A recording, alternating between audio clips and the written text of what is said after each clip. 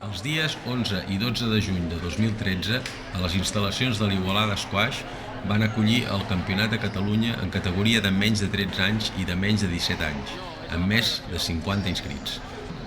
En la categoria sots-13 femení, la guanyadora va ser la jugadora del Club Ciudad Diagonal, Selena Georgiev, al derrotar a la barcelonina Sofía Mateos en la final.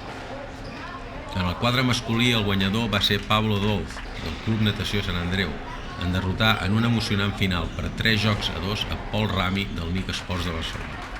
La tercera posició se la va adjudicar l'igualadí al local Nacho Fajardo. En la categoria sots-17, la guanyadora va ser Maria Pajares, del Malibú Esportiu de Sabadell, en derrotar a Alexandra Georgiev del Club Ciudad Diagonal en la final. La tercera posició la va assolir la igualadina Mar Aguirre. I en el quadre masculí, el guanyador va ser Edmond López, del Camp Mèlic Club de Sant Just Desvern, en derrotar a Nilo Vidal, del Club Eurosport Estival de Salou, en la final. En tercera posició va quedar l'igualadí Joan Arnau Pallejà. Gran èxit de participació i gran nivell a les instal·lacions de la noia.